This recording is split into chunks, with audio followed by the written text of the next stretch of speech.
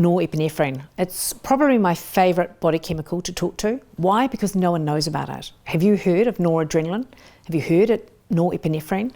What's really interesting about Nor-Epinephrine is it's a fantastic drug. It goes from focus, so it's associated with deep concentration at the right levels with, you will have heard the term flow, when everything's right. So we've got right levels of epinephrine, great levels of Nor-Epinephrine, dopamine's at the right level, and we're going to come back to dopamine. Everything's just where it's meant to be, and time passes. You will have all experienced it, where you're working on something and you look up and go, oh my gosh, look, is that the time? That's Nor-Epinephrine at its very best. The next stage of Nor-Epinephrine, the next levels of the pharmaceutical disbursement, shall we call it, is where we get to excitement.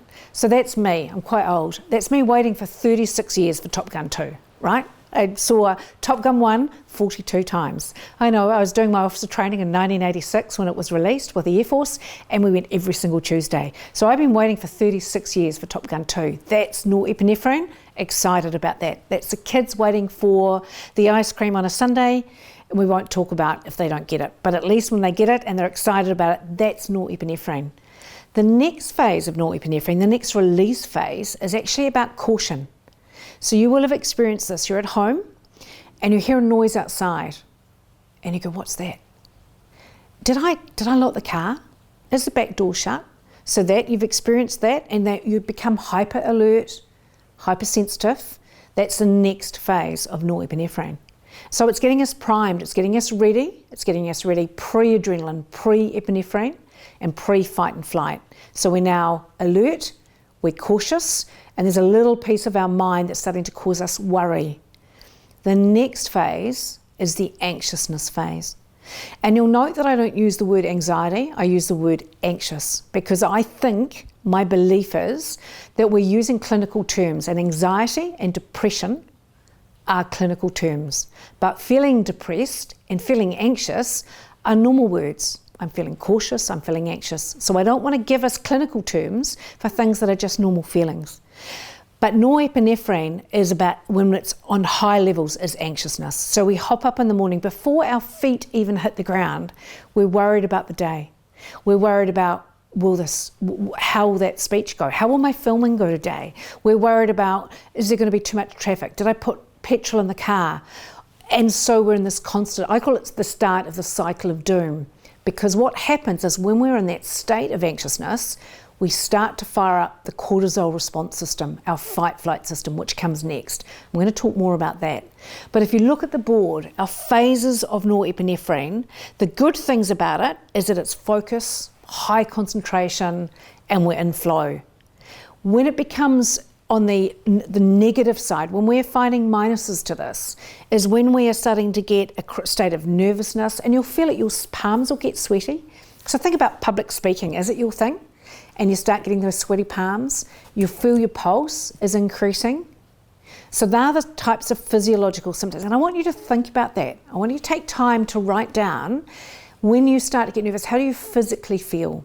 Because what happens is when we physically feel those things, we can start to do something with them. We can start to action against them. So my challenge and my hypothesis is that there's a direct correlation between a lack of deep sleep and high levels of Nor-Epinephrine. Why? Why would that be?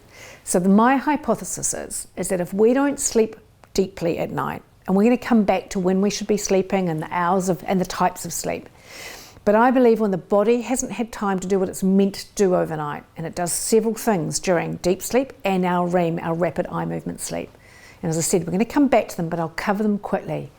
So what happens is a set time during the evening, in the first phase of sleep, the body actually cleanses itself. The brain gets into brain synchrony. So the whole brain actually pulses. So when a neuron fires, it expands, and when it contracts, it contracts, and it leaves debris. The brain, between a set time of night, and we're going to talk about it later, will actually physically produce fluid, and the brain then washes itself. And it's like a bilge pump. It actually bilges the whole brain. About 90% of the brain gets into synchrony and bilge pumps this fluid and all the toxins out.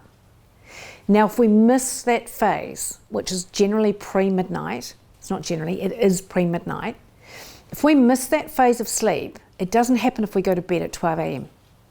What the body does, it goes straight into REM sleep, our next cycle of sleep. And so the brain it misses out on that restorative phase. What then happens is when you wake up in the morning, the body does a pre-flight check, right? Mine makes a funny noise. It goes, that's my pre-flight check. I'm not sure what yours does, but what mine does, it says, you got to bed late last night, or you drank too much alcohol. I couldn't imagine that. But you ate too late, and we're going to talk about that. We're going to keep coming back to sleep. But what it does, it says you're not fit for purpose.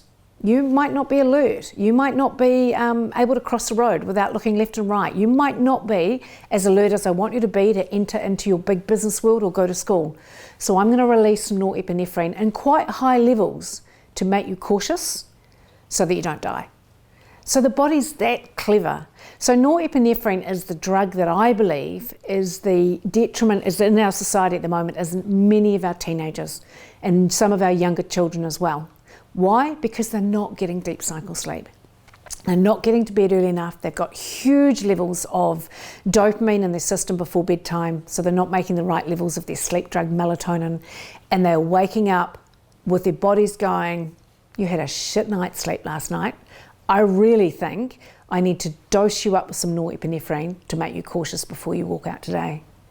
So we're going to come back to that, but Nor-Epinephrine, I want you to think about how you feel in the morning, and I want you to start correlating it between your deep sleep cycle and whether or not you're getting that great sleep on the right-hand side of midnight. As you embark on this fascinating journey into the world of neuroscience and cutting-edge research, I want to ensure that we're on the same page, legally speaking. Firstly, it's essential to clarify that I'm not a qualified neuroscientist, licensed therapist or counsellor. My role is to present you with meticulously sourced information from neuroscientists from around the world, drawing down from their doctorate papers and university research. I've taken the liberty of translating the scientific knowledge into layman's terms and spiced it up with my own unique interpretive dance, because learning should be both fun and actionable. However, please bear in mind that the information and courses provided here are intended solely for educational and entertainment purposes. They are not a substitute for professional medical advice, and I strongly advise consulting qualified health professionals such as physicians, coaches, therapists, psychologists for your personalised guidance. Your well-being is of the utmost importance to me. Therefore, while I strive to deliver intriguing insights, remember that making significant life changes require thoughtful consideration and appropriate guidance. You're invited to venture forth with me on this journey of discovery and growth, armed with knowledge and understanding to enrich our lives in meaningful ways.